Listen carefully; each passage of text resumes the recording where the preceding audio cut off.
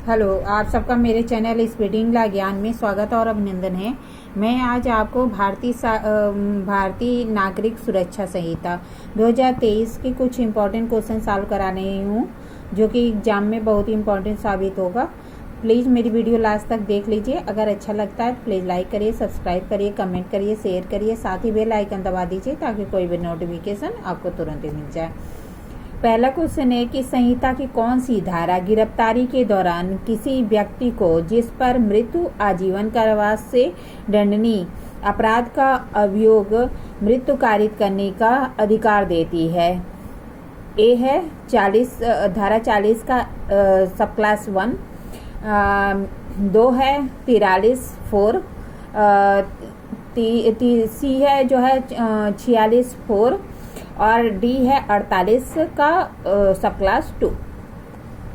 ठीक है, तो बी वाला ऑप्शन सही होगा 43 का सेक्शन 43 का सब क्लास 4 अर्थात 43 का जो है उपधारा 4 में यह प्रावधान किया गया है कि गिरफ्तारी के दौरान किसी व्यक्ति को जिस पर मृत्यु या आजीवन से दंडनीय अपराध का अभियोग है मृत्यु कारित करने का अधिकार देती है।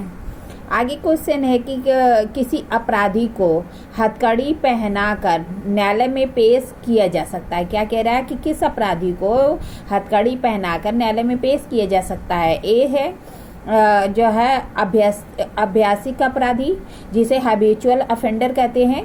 बी है हत्या और बलात्संग के अपराधी। सी है आतंकवादी कृत्य किया है।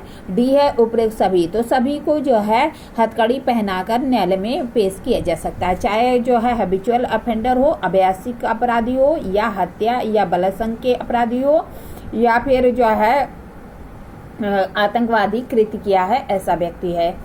फिर आगे क्वेश्चन है कि संहिता की किस धारा के अंतर्गत पुलिस अधिकारी हथकड़ी का प्रयोग करने की शक्ति देता है? क्या कह रहा है? संहिता की किस धारा के अंतर्गत पुलिस अधिकारी को हथकड़ी का प्रयोग करने की शक्ति देता है? ये कह रहा है कि धारा 43 का सब क्लास 2, धारा 43 की उपधारा 2, बी कह रहा है धारा 43 की उपधारा 3, और सी कह रहा है धारा 43 की उपधारा 4, और डी कह रहा है धारा 46 की उपधारा 3। तो जो है आपको पता है बी वाला ऑप्शन सही है कि धारा 43 की जो उपधारा 3 है उसमें यह पुलिस अधिकारी को हथकड़ी की शक्ति का प्रयोग करने की शक्ति देता है। आगे क्वेश्चन है कि न्यायालय उद्घोषित अपराधी की पहचान, कुर्की, जब्ती की प्रक्रिया निम्न में से किसके अनुरोध पर कर सकती है? क्या कह रहा कि न्यायालय उद्घोषित अपराधी की पहचान, कुर्की, जब्ती की प्रक्रिया किसके अनुरोध पर कर सकता है? ए है पुलिस अधीक्षक, बी है कि पुलिस आयुक्त की पक्ति के अधिकारी, सी है कि पुलिस आयुक्त से वरिष्ठ अधिकारी के अनुरोध पर, डी है कि जो उपयुक्त विकल्प है सभी सही है। तो सभी सही है, या तो पुलिस अधीक्षक होगा उसकी अनुमति से, या पुलिस आयुक्त की पक्ति का कोई अधिकारी होगा उसकी अनुमति से, या पुलिस आयुक्त से वरिष्ठ अधिकारी के अनुरोध पर कर सकता है। आगे क्वेश्चन है कि उद्घोषित अपराधी की संपत्ति की कुर्की और जब्ती की प्रक्रिया संहिता की किस धारा में दिया गया? क्या कह रहा? उद्घोषित अपराधी की संपत्ति की कुर्की और जब्ती की प्रक्रिया संहिता की किस धारा में दिया गया है? ए ऑप्शन है 43, बी ऑप्शन है 42, ए ऑप्शन है कि 82, बी ऑप्शन है 83, सी ऑप्शन है 85, डी ऑप्शन है 86। तो उद्घोषित अपराधी की संपत्ति की जो कुर्की और जब्ती की प्रक्रिया है वह किस धारा के अंतर्गत दिया गया है? तो 86 जो है 86 कहते हैं हिंदी में, तो डी वाला ऑप्शन सही होगा 86 या जो है 86। आगे क्वेश्चन है कि संहिता की किस धारा के अंतर्गत न्यायालय किसी फरार अपराधी की उद्घोषित अपराधी घोषित कर सकता है? क्या कह रहा है? संहिता की किस धारा के अंतर्गत न्यायालय किसी फरार अपराधी को उद्घोषित अपराधी घोषित कर सकता है? ए है 82 की मतलब 82 की उपधारा 3, जो है सेक्शन 82 सब क्लास 3, बी है सेक्शन 83 सब क्लास 4, सी है सेक्शन 83, बी है कि सेक्शन 83 सब क्लास 4, सी है कि सेक्शन 84 सब क्लास 4 और डी है कि 86 सब क्लास 3। तो सी वाला ऑप्शन सही होगा 84, 84 की उपधारा 4। सी वाला ऑप्शन सही होगा। 84 की उपधारा 4 में यह प्रावधान किया गया है कि अगर न्यायालय क्या करती है, फरार जो अपराधी है उसको उद्घोषित जो है अपराधित घोषित कर सकती है, प्रोक्लेम्ड ऑफेंडर घोषित करती है।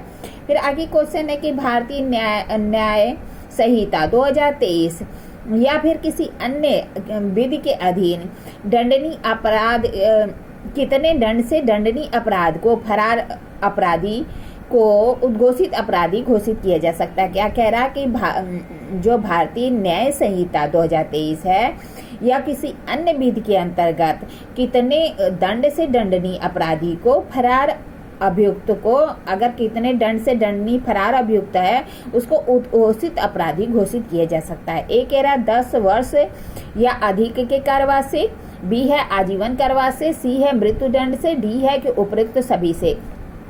तो सभी से होगा।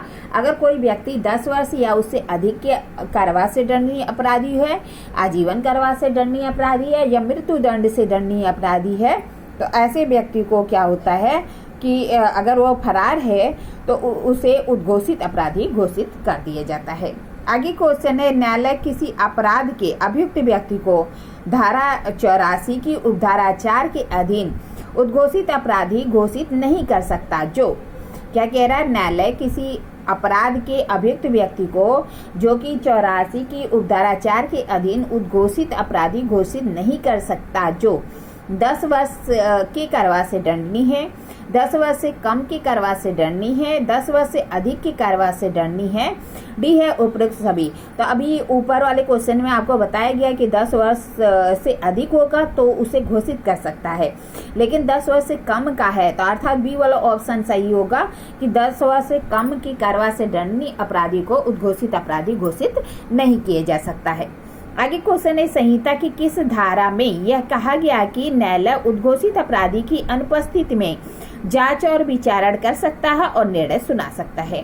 क्या कह रहा है कि संहिता की किस धारा के अंतर्गत न्यायालय उद्घोषित अपराधी की अनुपस्थिति में जांच और विचारण कर सकता है और निर्णय भी सुना सकता है।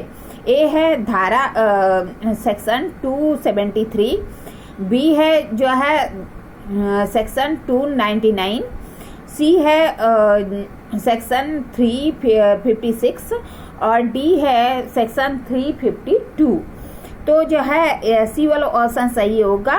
धारा जो है 356 अर्थात 356, सी वाला ऑप्शन सही होगा। इसमें क्या है कि न्यायालय क्या कर सकता है, अगर उद्घोषित अपराधी अनुपस्थित है तब भी जो है क्या कर सकता है, इंक्वायरी और ट्रायल कर सकता है और साथ ही डिसीजन भी सुना सकता है।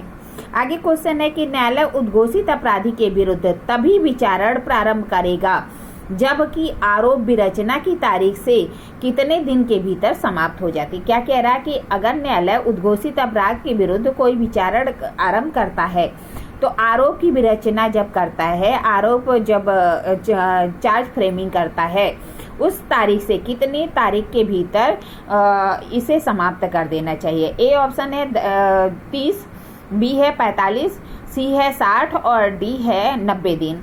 तो डी वाला ऑप्शन सही होगा। 90 दिन के भीतर अगर जो है न्यायालय उद्घोषित अपराधी के विरुद्ध कोई विचारण प्रारंभ करता है तो आरोप की विरचना के 90 दिन के भीतर कार्रवाई समाप्त कर देनी चाहिए। तो जो है डी वाला ऑप्शन सही होगा 90 दिन। इस तरह मैंने आपको कुछ क्वेश्चन सॉल्व कराया, आगे क्वेश्चन और सॉल्व कराएंगे। थोड़ी थोड़ी क्वेश्चन सॉल्व कराने से अच्छा रहता है कि आपको याद होगा, इसलिए मैं केवल 10-10 क्वेश्चन सॉल्व करा रही हूँ। अगर आपको वीडियो अच्छी लगती है तो प्लीज़ लाइक करिए, सब्सक्राइब करिए, कमेंट करिए, शेयर करिए, साथ ही बेल आइकन दबा दीजिए ताकि कोई भी नोटिफिकेशन आपको तुरंत ही मिल जाए। ठीक है, धन्यवाद, थैंक यू।